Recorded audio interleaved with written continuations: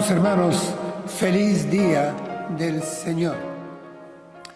Para nosotros resulta obvio que al abrir las páginas de nuestras Biblias, encontremos que la figura de los profetas sobresale y es dominante en las páginas del Antiguo Testamento.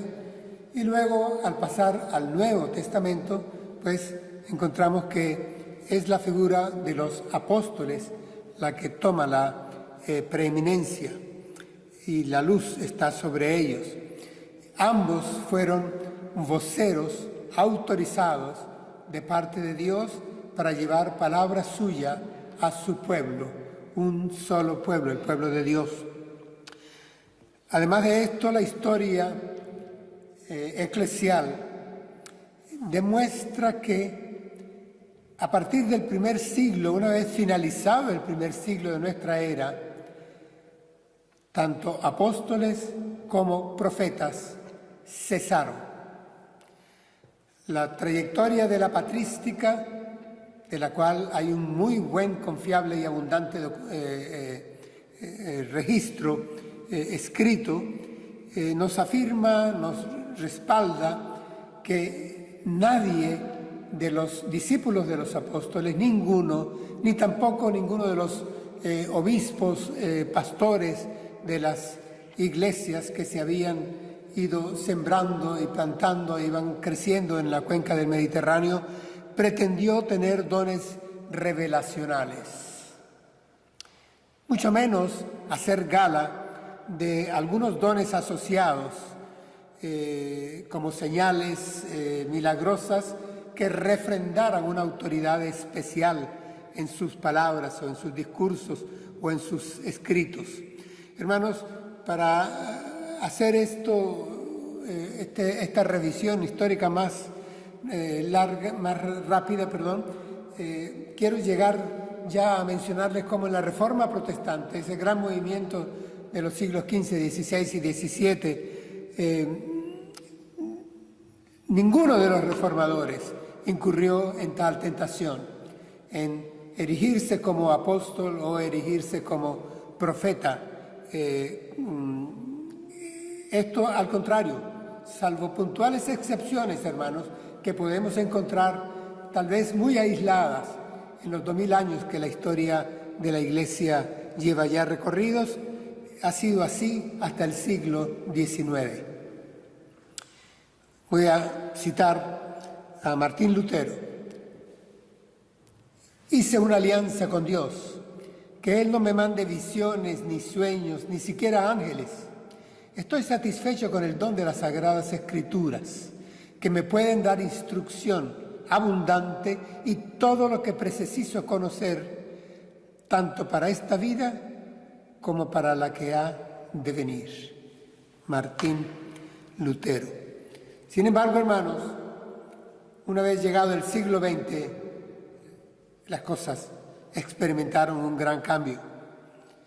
El siglo vio nacer y avanzar de manera especialmente llamativa al movimiento carismático, aquella lluvia tardía que invocaban en algunos países del norte y de Norteamérica, y el pentecostalismo, sin entrar en detalles de su abanico, abrazó un fenómeno, y el de que hombres, principalmente hombres, afirmaron tener dones revelacionales, especiales. Hablaban cual si tuvieran mayor unción del Espíritu Santo que todos los demás que se congregaban a escucharles. Y hablaban con una autoridad con la cual se abocaron a una reconducción de la Iglesia. Eran nuevos apóstoles y nuevos profetas. Traían consigo una nueva hermenéutica, una nueva interpretación de ciertos pasajes bíblicos, nuevas revelaciones y un especial personalismo, así como un manejo emocional sobre las feligresías que iban formando, que les seguían. Por ello, hermanos, el título de nuestro sermón en esta mañana, Apóstoles y Profetas, hoy lo planteo con un signo de interrogación al final. Es una predicación que es pertinente, es vigente, es necesaria. Y tomaré como texto base un fragmento, unas pocas líneas de carta del apóstol Pablo a los Efesios, y dice así: el apóstol de los gentiles escribió: ustedes están edificados sobre el fundamento de los apóstoles y profetas, siendo la principal piedra del ángulo Jesucristo mismo. De momento, tan solo quiero, al empezar, llamar la atención a la palabra fundamento. El apóstol aquí está diciendo que la iglesia de Éfeso ya ha sido edificada, se está levantando, cimentada sobre el fundamento, un fundamento que ya ha sido puesto y que tiene, el símil es de la arquitectura, que tiene ese fundamento en su base a los apóstoles y profetas. Está completo, es un fundamento firme. En realidad, hermanos, el llamado que hacen tanto Pablo como otros escritores del Nuevo Testamento es a que recordemos, quienes trabajamos en las iglesias, que no nos toca, y a nosotros todos, la feligresía, cada miembro en particular, que a cada uno de nosotros no nos toca poner bases ni fundamentos.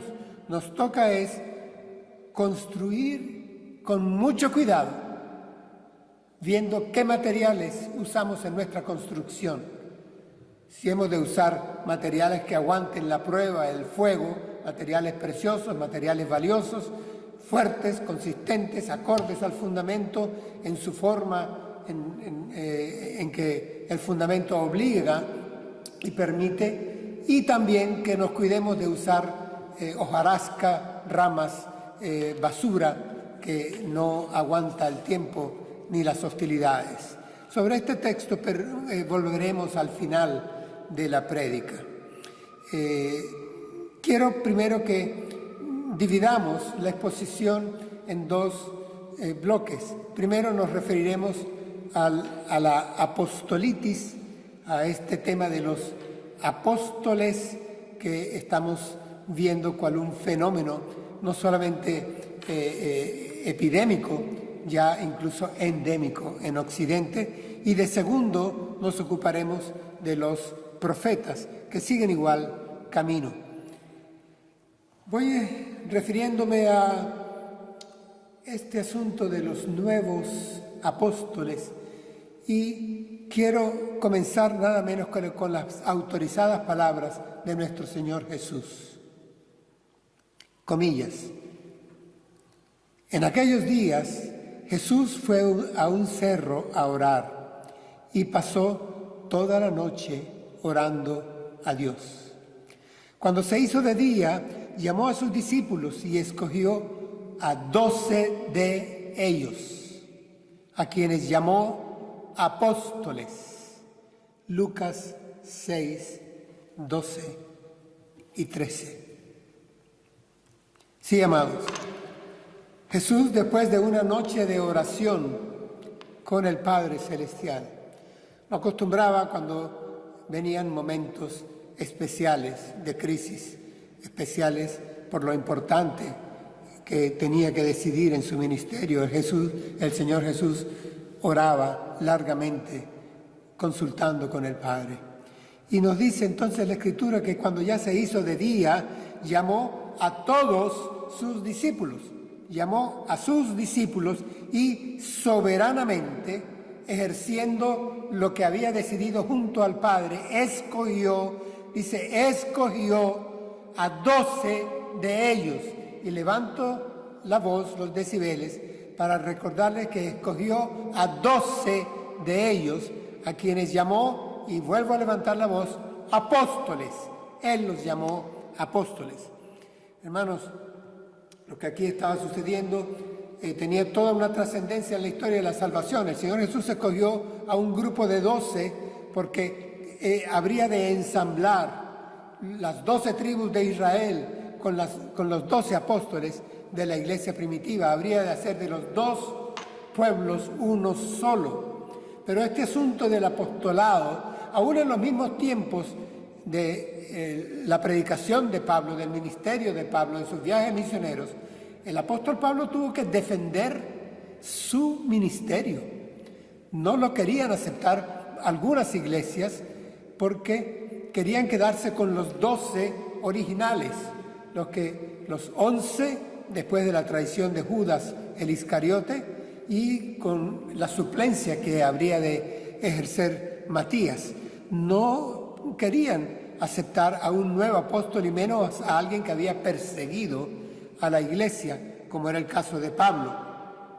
El asunto es que en Carta a los Corintios, una iglesia grande que se opuso durante un tiempo al apostolado de Pablo, el apóstol afirma llenar los requisitos que le permitían ejercer la credencial, la autoridad divina, la alta responsabilidad y privilegio de ser apóstol, de ser llamado apóstol como junto a los otros que habían formado equipo original con Jesús. En carta que escribe a una multitud de iglesias, a un rosario de iglesias que se iban levantando en la región de Galacia, el apóstol Pablo escribe la siguiente manera de introducción muy temprano.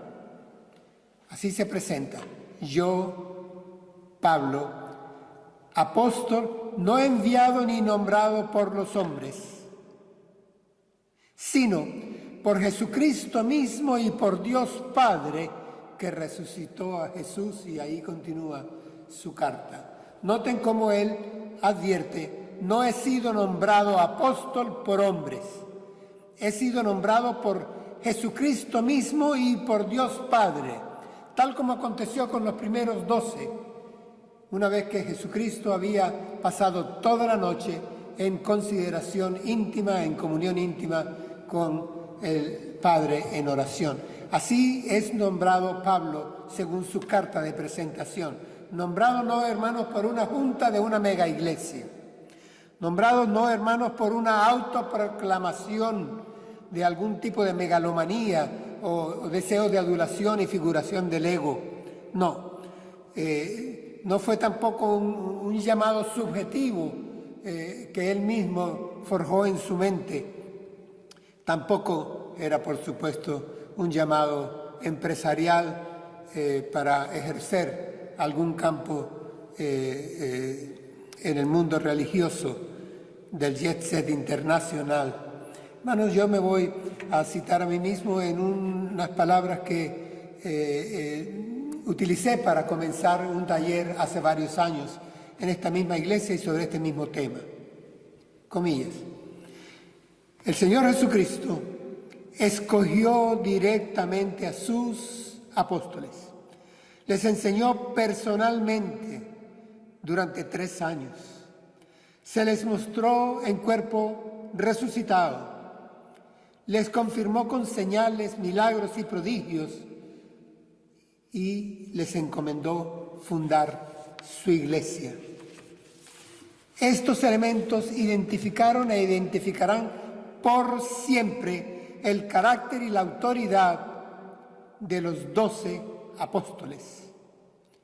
Tal carácter y tal autoridad son, atención, irrepetibles, excepcionales e intransferibles al ministerio episcopal de la Iglesia de Jesucristo.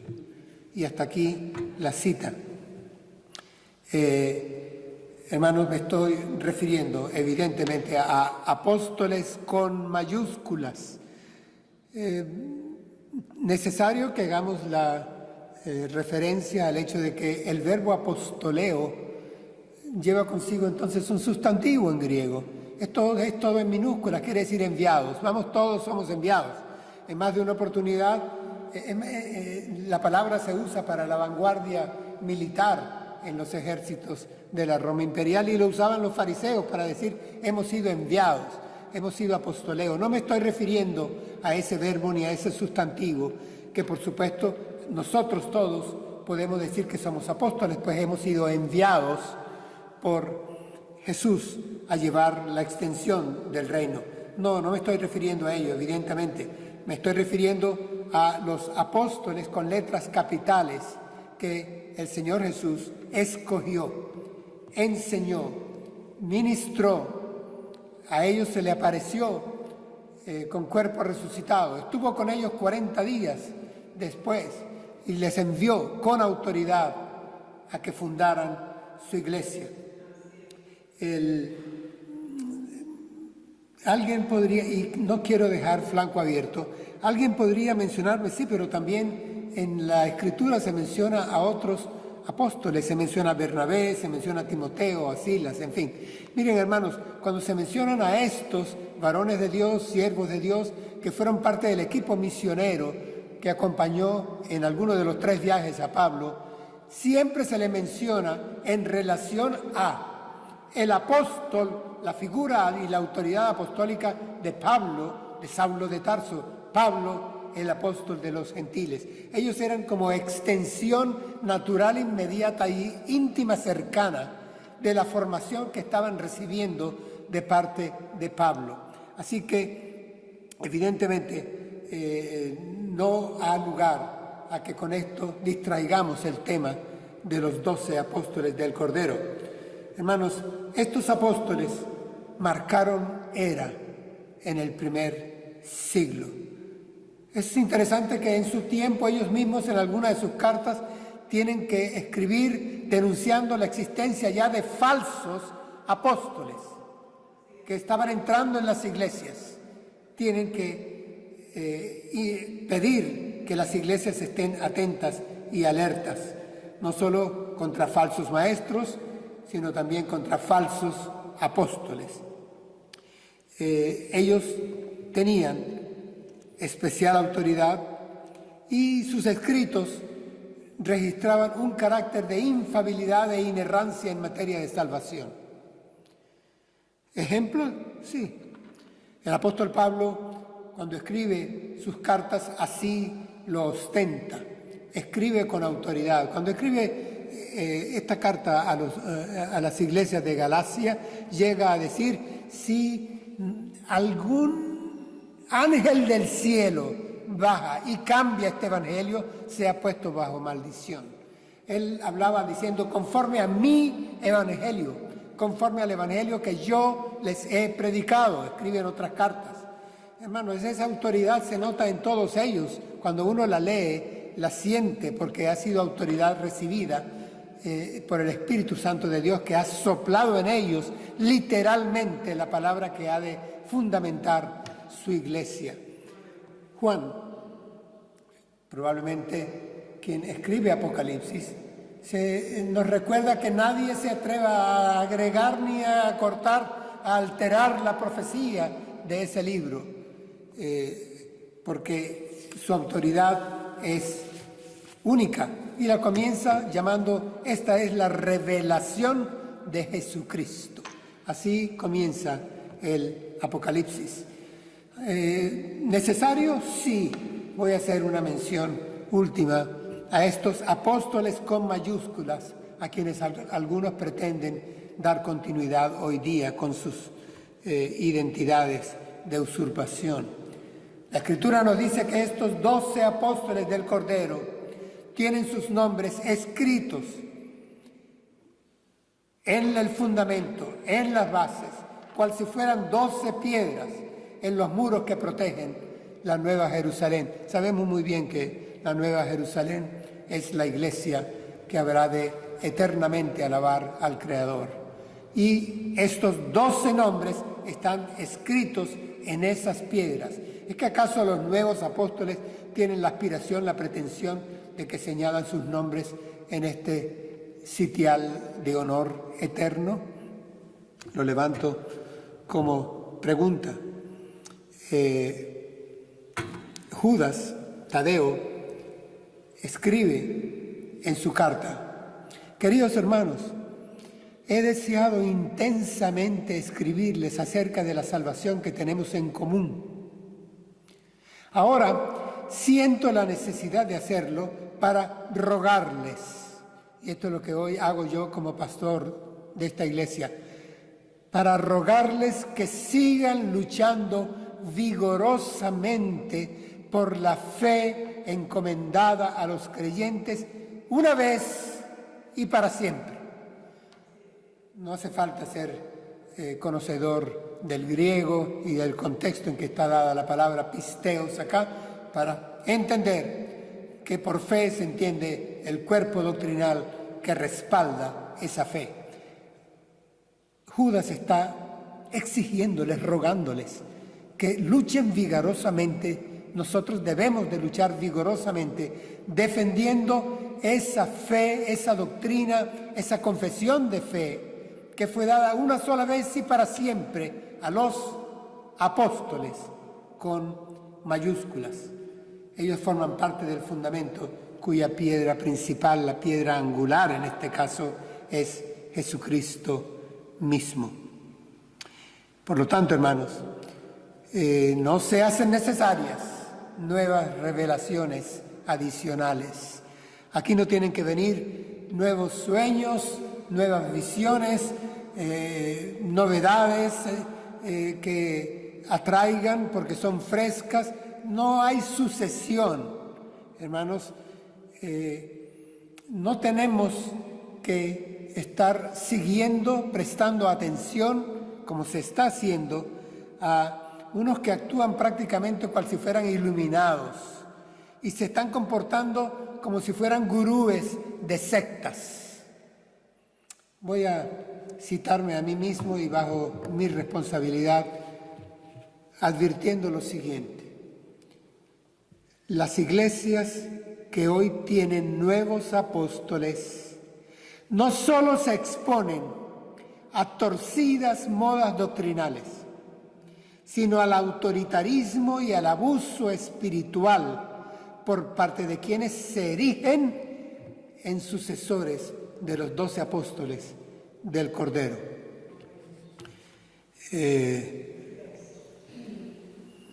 Pensaba compararles con los cardenales de la Curia Vaticana, pero no, hermanos, me quedo corto. Se comportan como pequeños papas sobre sus mega iglesias, sus grandes redes de transmisión y sus franquicias. Estamos frente a una usurpación de oficio, y lo repito, usurpación de oficio. Pareciera que no les bastó con ser pastores o diáconos, siervos, misioneros, evangelistas, conferencistas, no les bastó con ello. No, aquí hay un problema de falsa identidad que usurpa de oficio la tarea del apóstol neotestamentario, dándole una continuidad en el siglo XX y lo que va del presente. Robert Sproul, teólogo presbiteriano de Estados Unidos, ya en la presencia del Señor, nos deja una pequeña frase a manera de consejo, revestida de cierta urgencia la expresión. La leo. Si estás en una iglesia donde una persona dice tener autoridad apostólica, corre por tu vida. Gracias, Sproul, por tus palabras. Hermanos,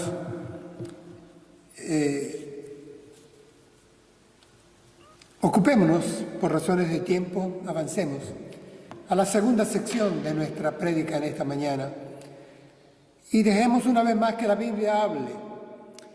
Ocupémonos de los profetas, del profetismo evangélico, porque evidentemente en cuanto a apóstoles y profetas se nos acusa de ser cesacionistas. Pues bien, sí, No hay más apóstoles y tampoco hay más profetas como los que están registrados en la Sagrada Escritura. Somos cesacionistas. Y yo me permitiría recordarles a quienes así nos señalan que ellos incurren en continuismo. Y quienes son continuistas y afirman que hay nuevos apóstoles y nuevos profetas, sobre ellos por razones de orden lógico y hasta de carácter jurídico recae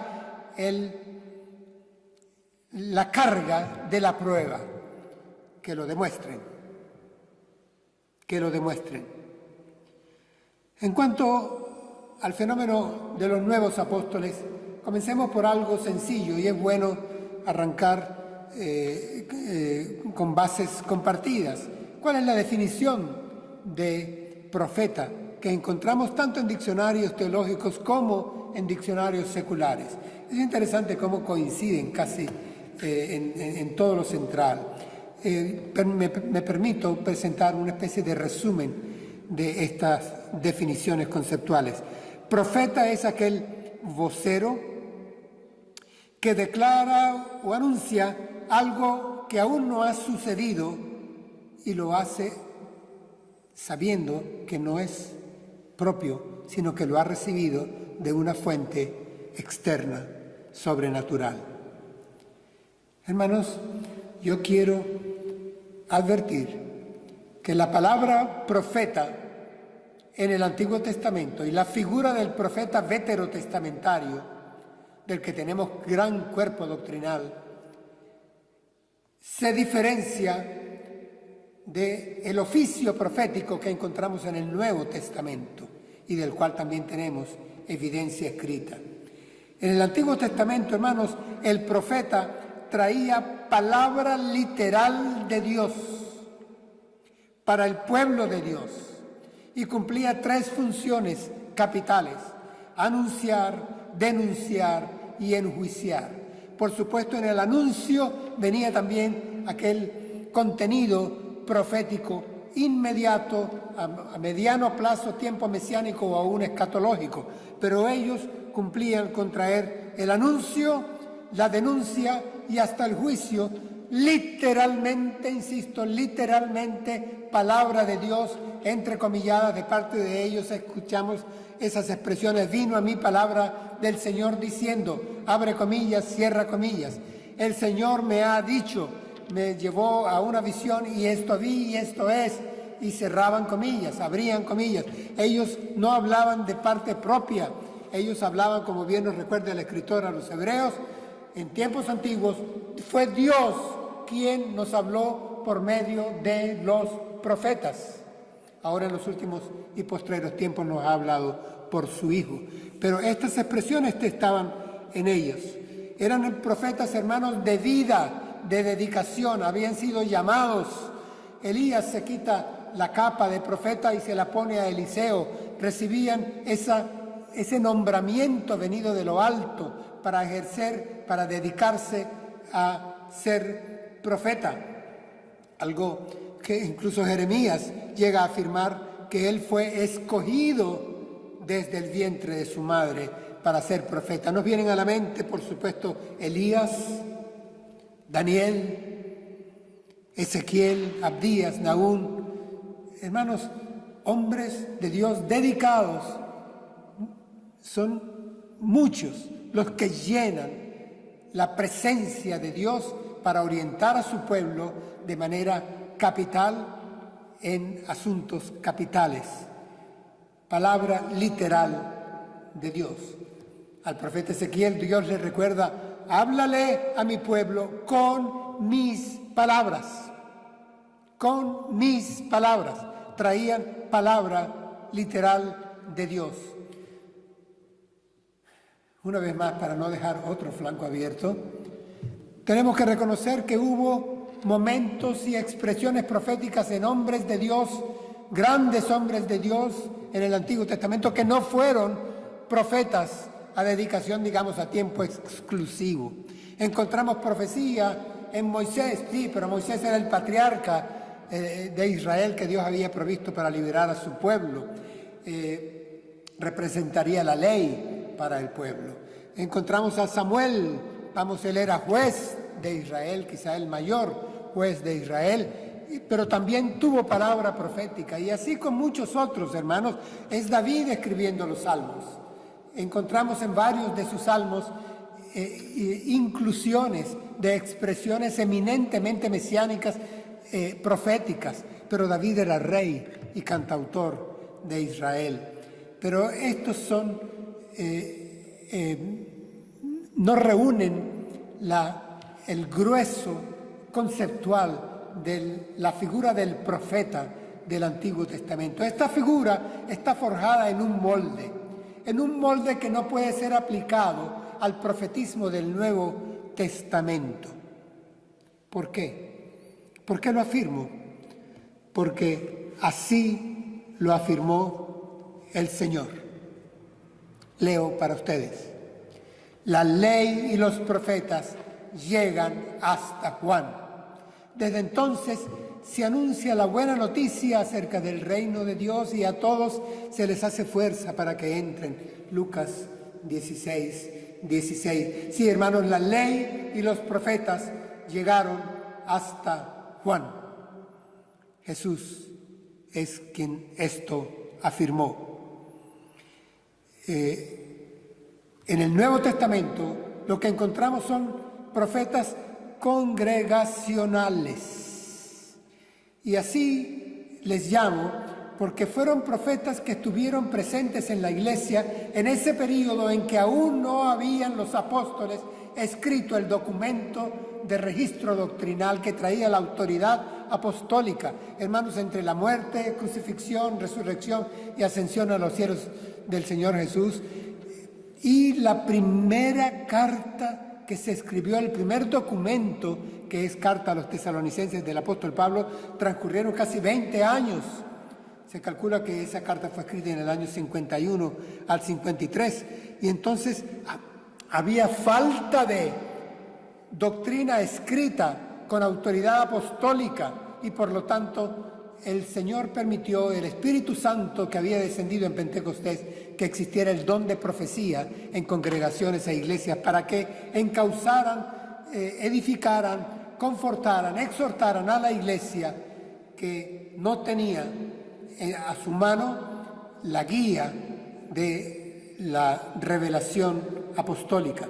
Entonces, ¿qué hacemos con la profecía de Joel, que es tan invocada por los movimientos apostólicos y proféticos de nuestro tiempo?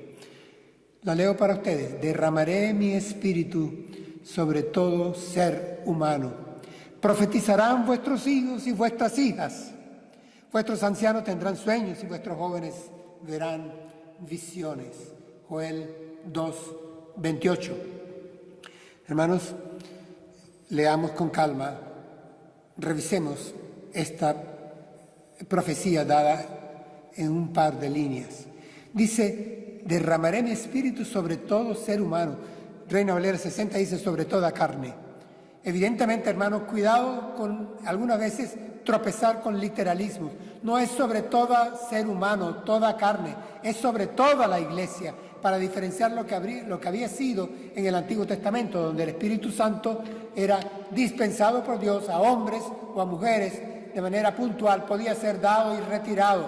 A partir de Pentecostés sería sobre todo aquel que formara parte y fuera añadido a la iglesia del Señor y de manera definitiva. Hay ahí esa lectura que debemos de hacer con cuidado. Y dice, vuestros hijos y vuestras hijas profetizarán, vuestros ancianos tendrán sueños y vuestros jóvenes verán visiones. Sí, hermanos, habrá don de profecía, pero no dice, vuestros hijos serán profetas. Dice, tendrán la capacidad de profetizar, tendrán visiones y vuestros ancianos tendrán sueños. Pero dice cuándo comenzará esto. Comenzará cuando en los postreros días Dios derrame su espíritu. No dice hasta cuándo. Es interesante que se está refiriendo a la necesidad que sería cubierta por el Espíritu Santo hasta que todo el registro documental con autoridad apostólica estuviera ya en manos de la Iglesia. El Espíritu Santo dispensaría dones con el uso de la palabra en la Iglesia para dar doctrina necesaria, indispensable. Pero más aún interesante, y quiero que lo revisemos desde la palabra, era que el cumplimiento de esta profecía tendría que someterse a ciertas limitaciones, según el Nuevo Testamento. Veamos una de ellas. Escribe el apóstol Pablo a la iglesia de Corintios en su primera carta. Una iglesia que era rica en dones y tenía entre esos dones la profecía en algunos hermanos. Dice, de la misma manera que hablen 2 y hasta 3 profetas y que los demás juzguen lo dicho.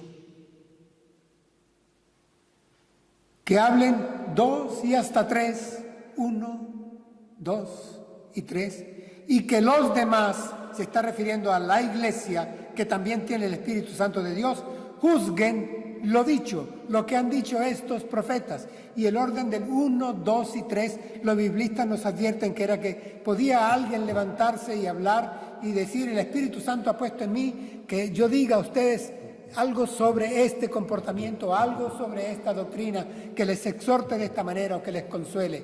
Pero podía otro levantarse y tal vez complementar, o tal vez corregir, o tal vez decir, ya basta. Así que toda la congregación debía de participar, todos los demás juzguen lo dicho por estos que tienen el don de profecía. Era, por lo tanto, un don que estaba sometido a la congregación, no a la inversa, no como se pretende hoy en día, que los nuevos profetas controlan con sus sueños, con sus visiones, con sus nuevas revelaciones, con sus nuevas palabras, con sus discursos, con sus predicaciones a las congregaciones. Esto es lo que nosotros los bautistas llamamos palabra segunda. Debe ser revisada por la congregación, tomando lo que ya tenemos en virtud, y es la autoridad apostólica que tienen nuestras Biblias, las Sagradas Escrituras, en cuanto al Nuevo Testamento. Hermanos, en carta a los tesalonicenses, esa primera carta que el apóstol escribió,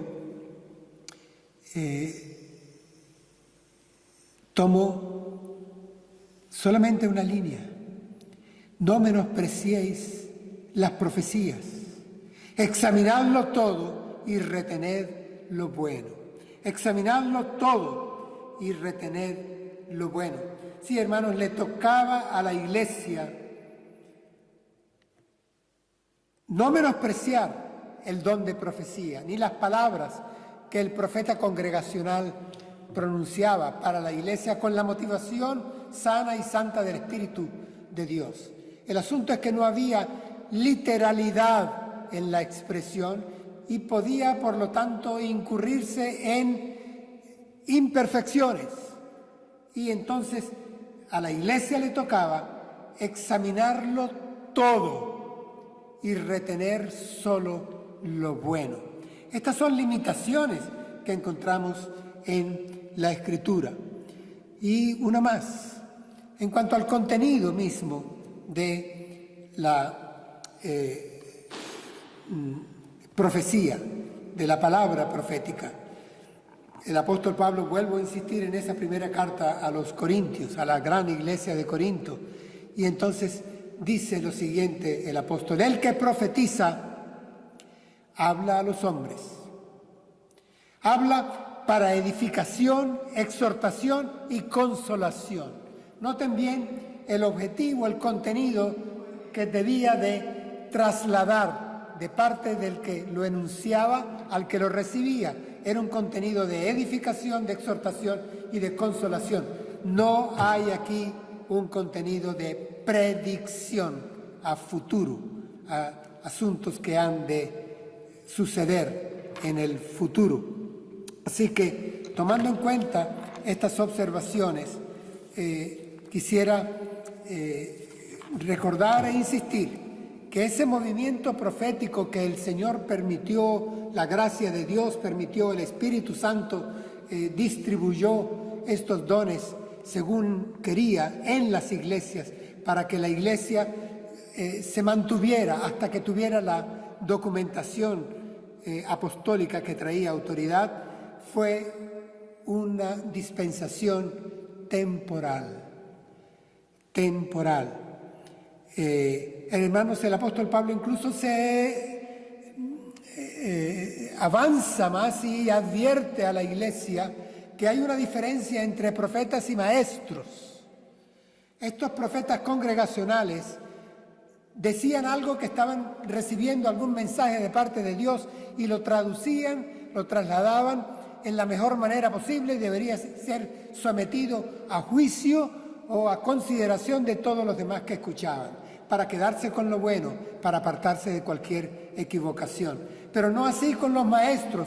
Los maestros lo que hacían era enseñar lo que ya estaba escrito por el Espíritu Santo de Dios en la Sagrada Escritura veterotestamentaria y las cartas apostólicas que ya estaban saliendo, o los evangelios de Mateo, Marcos, Lucas, cuando salieron, y el de Juan postrero. Ahora volvamos a lo que fue originalmente el texto que escogí como base para terminar el sermón. Y dice el pasaje: edificado sobre el fundamento de los apóstoles y profetas. Noten bien, hermanos, no dice sobre el fundamento de los apóstoles y los profetas, siendo la principal piedra del ángulo Jesucristo mismo. Efesios 2:20. Hermanos, yendo a los exégetas que trabajan esto con la seriedad de los manuscritos que a disposición están en el griego más original, más cerca del siglo I, en estos manuscritos lo que se da es una construcción griega gramatical y se pone el artículo para ambos, un solo artículo, los apóstoles y profetas. Noten que no dice, insisto, los apóstoles y los profetas, porque hubiera creado dos grupos fundacionales que ponían el fundamento, y no, es solo uno. Eran los apóstoles los que formaban parte de esa piedra fundamental que era el cristocentrismo de su mensaje. Sin embargo, dice los apóstoles y profetas porque era un solo grupo. Y es que, hermanos, en prácticamente todos los escritos apostólicos, si no, le invito a que los relean, prácticamente todos los apóstoles incluyen en sus cartas asuntos proféticos. Casi todos ellos se refieren a la segunda venida del Señor, casi todos ellos refieren cómo serán los hombres en los últimos días, cómo será la situación. Es más, libro tan profético como el de Apocalipsis, vamos, difícil de que alguien lo pueda invocar, pero es que todos los escritos lo tienen. ¿Por qué esto acontece? Son los apóstoles y profetas. Miren, hermanos, porque así lo decidió en su soberanía el Dios y Padre de nuestro Señor Jesucristo. Termino leyendo palabras del Señor Jesús a sus 12, la noche pascual. El Espíritu Santo, a quien el Padre enviará en mi nombre, los consolará y les enseñará todas las cosas, les llevará a toda verdad y les recordará todo lo que yo les he dicho. Juan 14:26, algo similar encontramos 2 capítulos más adelante en Juan 16. Es Jesús hablando a sus 12, a los 12 apóstoles del Cordero. A ellos va dirigida esa promesa de cómo el Espíritu Santo habría de ser el magíster para que sus escritos fueran infalibles e inerrantes en materia de salvación. Concluyo, hermanos, leyendo algo que escribí ayer. Una vez completado el registro escrito de la revelación apostólica en el siglo I, ya no hubo ni habrán más apóstoles, ni fueron ni serán necesarios ya más profetas congregacionales en la Iglesia de Jesucristo. La Santa Palabra ya está en su base y el Espíritu Santo cuida de ella hasta que el Señor regrese en gloria. Como decían los reformadores, la sola Escritura. Demos la gloria a Dios y las gracias en oración.